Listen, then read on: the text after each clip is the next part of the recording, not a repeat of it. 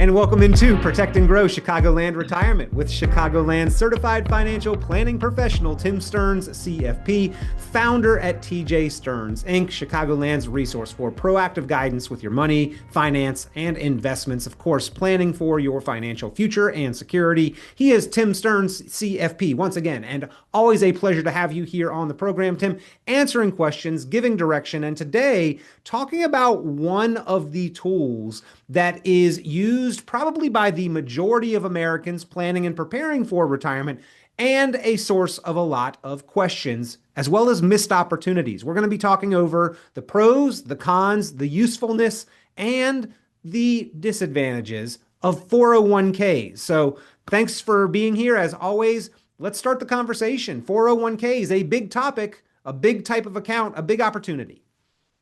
Right, Peter. I mean, it's usually the person's largest asset besides their house. It's the greatest accumulation tool I've ever seen in my lifetime. But it's not the complete retirement plan. Understanding it, it really does create opportunity. It allows you to save automatically. You can capture your employer match if that's something that's out there for you, and you can increase contributions every year. Yeah. For millions of Americans, many Americans, probably their largest asset next to their home. And by the time we get to retirement, it might be their largest single asset, even more valuable than the equity in our homes, Tim. And there's a number of reasons for that. You mentioned a few of them there. The automatic nature, the fact that it happens, Sure. is a big benefit to 401ks. The company match, of course, a huge benefit. Are there any other benefits or reasons why this is so commonly used and such a big part of retirement planning in America? Well, it makes you save automatically, which I like autopilot. A lot of us get lazy and we forget to do things. You're going to be able to capture that employer match, which is crucial. And again, like I had said, it increases your contributions every year, so you're always compounding money into there, and that's why we love it. Now, along with the contributions having the ability to grow, obviously invested in the market, access to the market being an important part of that, of course, Tim, the amount that we can put into the 401k, new contributions, also seems to increase, maybe not every year, but fairly often. What are those limits? Because I think they're much larger than some of our other options, correct? Well, yeah, and what's nice is that finally the IRS has caught up with inflation and that type of thing, so they've increased it each year. And when what I always tell people is make sure you're increasing contributions with every raise that you get. So you're trying to max that out. Capture that full employer match, maximize contributions if possible. Make sure that you're getting every penny that you can out of it, and automate the annual increases that we can get through those IRS increases. But there are limits to how much we can Oh, put sure. into a 401k each year. Yeah, Peter, the limit if you're under 50 is 24,500. If you're over 50, you get another 8,000. So that's a total of 32,500. And then nice thing because of the Secure Act is the 60 through 63. You can do another $11,250, and that brings it up to a full $35,750. All right. So So one you one should of our biggest opportunities, right, Tim?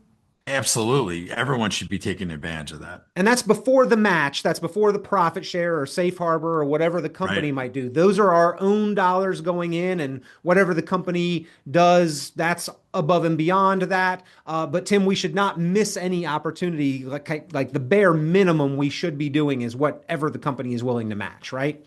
Exactly. Anything that's free money, we tell our clients, make sure you're taking advantage of that. Yeah. So how do we know, Tim, if we're on track and if we're contributing enough to our 401k, or is the 401k even offering us enough room? Make sure that you're always taking advantage of the employer matches. Increase your contributions with every raise. To make sure that you're getting everything that you can out of it, and then automate those annual increases. And autopilot again, we love that, and make sure that you're taking advantage of it. All right. So, Tim, a newer choice, maybe not brand new. This has been around for a little while, and I think more people are aware of it. But the choice between deferring our taxes or right? prepaying our taxes, the Roth 401k? Is there a universal answer or general guidance here on which path is best? If you want the tax deduction now, you should be doing the traditional 401k. If you want the tax deduction for later, you're going to want to do the Roth. Now, if my Uh, company matches, Tim, do they also match on the Roth, or do I still get the match if I do the Roth? Of course, you still get the contribution from them, the match that is, but it's going to go on the tax deferred side in almost every case. There are some companies that are doing nuances to that, but we won't dive into that in this podcast. But at the end of the day, you're still getting the free money, so you do want to do that. Nice enough to offer us a match, not nice enough to pay our taxes for us on that match. I don't know any company that will do that for you. Yeah. Yeah. Correct. Well, again, the biggest piece, the important part, is access to the market where we have the opportunity for the growth that the market can offer. But Tim, how do we know if we're making the right choices? I know the general guidance most people hear is, well, make sure the lines add up to 100%. Well, I mean, you want to make sure that you're diversified, that you're not over concentrated in the company stock that you're in. Has your risk tolerance changed? Are you being too aggressive? And then you can also be too conservative. But at the end of the day, you want to review that annually, make sure that you diversified and align your risk with your retirement timeline. Tim, I know you've talked before about when we have an income, we need access to investments. But once we retire, we have investments and we need an income. You've quoted a book by an author calling it income allocation, which you've said is very important. So all that to say, the 401k is a great tool for access to the market and having investments. But what happens with it once we retire? Is it still an appropriate tool? It was a great tool to get you to retirement, but once you are retired, it's not a place that you want to leave your money because the retirement, it changes the objective. Accumulation becomes into distribution, and the flexibility becomes increasingly valuable to get your money out of it. So Tim, if the 401k was a good tool while we were working and making contributions, but it's maybe not the most appropriate, most useful tool for once we want to take that income, the income we need in retirement, well then when do we exit the 401k? What are the opportunities and when do we take control of that money? Well, it'd be when you leave an employer, it's retirement, if you're disabled, if you have an inheritance, and of course, even if you are still at the company, age 59 and a half is the one that we really like.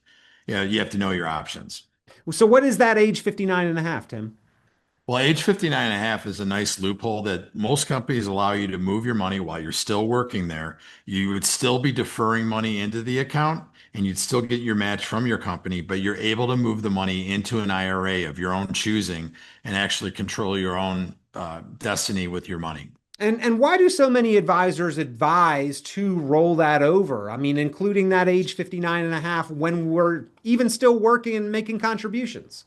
Well, it's simple. There's broader investment choices. You have greater income planning flexibility. There's more sophisticated withdrawal strategies. You have expanded Roth conversion opportunities. You can consolidate multiple retirement accounts, potentially more personalized investment management, easier beneficiary coordination. So for many retirees, IRA becomes a primary retirement management account. And I know that like you only have access to make contributions if you are employed, if you are earning the paycheck with the 401k. The IRA allows you to maybe make additional contributions and control withdrawals. So a whole lot of advantages there. But Tim, are there any times that we should not do a rollover of a 401k? Well, it's not when should you not roll over? You're still working, actively participating. You expect to retire between the ages of 55 and 55 and sorry, and 59 and a half. You may benefit from the rule of 55, which can allow penalty-free withdrawals from the current employer's plan if certain requirements are met. Your plan offers exceptionally low institutional investment costs. The plan provides unique investment options or stable value funds unavailable elsewhere. You need the broader federal creditor protections that often apply to employer-sponsored plans. And lastly, you plan to still use the still working exception for RMDs if applicable and allowed under the tax rules. If you're still working past that RMD 73, age. yeah, Yeah, sure. exactly. So there may be some legitimate cases and reasons why to stay. You need to obviously evaluate before acting. Tim, rolling over a 401k though, often advisable, not necessarily a difficult task, but certainly one where you don't want to get anything wrong. What are some of the biggest mistakes people make while they're in the 401k and when making a rollover? Well, one of the number one things that we see is not capturing the full employer match. It's free money. Yeah. Make sure you capitalize on that. Or never increasing contributions. As your salary goes up, so should your deferrals. Ignoring what the fees are underlying there. Being too concentrated in, let's say, the company stock. Taking loans unnecessarily. Cashing out after changing jobs. Failing to update your beneficiaries if you've been married and divorced and that type of thing. Forgetting old employer plans that are out there. Being too conservative or too risky. Waiting until retirement to think about income planning, and never coordinating the 401k with your taxes or your Social Security. I appreciate you mentioning the waiting till retirement to think about income planning. Tim, I know you are an advocate for, in fact, TJ Stearns Inc. is the home of the Protect and Grow Written Retirement Blueprint. That is the plan that brings all of the tools and all of the pieces and all of the strategies together. Where does the 401k fit into our Protect and Grow retirement blueprint or our plan for retirement? Well, the 401k is an important tool, but it's only one piece of the retirement puzzle. And it's not a plan in itself. It's a complete retirement plan includes income, investment, taxes, healthcare, legacy, if you're so inclined to leave something to your heirs.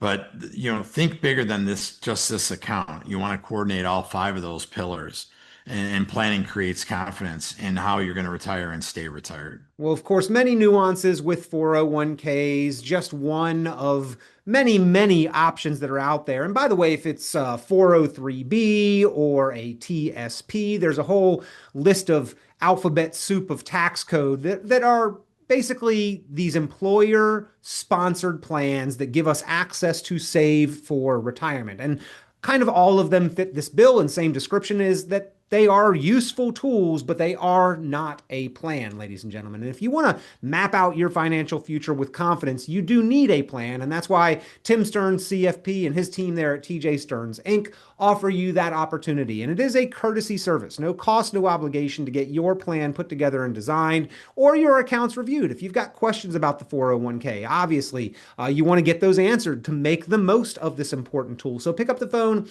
and give TJ Stearns Inc. a call, 800-640-2256. That is 800-640-2256. 800-640-2256. Tim, we always appreciate your time, your guidance here on Protect and Grow Chicagoland Retirement. And certainly as this generation has built up these balances in 401ks and yet still has the question, hey, do I have enough? Not only do we need the plan, but we need to protect and grow the assets that we have. That's for sure, Peter. And as we said, it's their biggest asset besides their house, and they need to control it. Yep. So give a call, ladies and gentlemen, get that plan put together, 800-640-2256, 800-640-2256, or online, tjstearns.com. Tim, always a pleasure.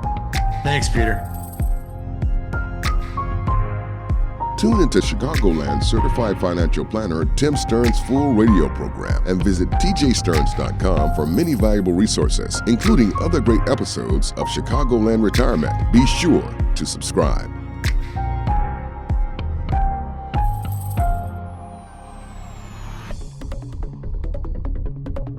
Investment advisory services offered through Cornerstone Securities, LLC. The information presented on this program is provided for informational purposes only without warranty of accuracy, completeness, or suitability for particular purpose. This program is not intended to be and does not constitute financial, investment, legal, or tax advice. This information is general in nature, not specific enough to be construed as advice. You should not make any decision based on the information presented on this program without independent consultation with an appropriately licensed professional or competent advisor. Investment in securities or the market involves a potential risk for loss of principal. Trading, therefore, may not be suitable for all listeners. Annuity guarantees are based solely on the financial strength and claims-paying ability of the issuing company. Withdrawals of growth from annuities may be taxable as ordinary income in the year it is taken. Individuals should review contracts for specific details of the product's features and costs.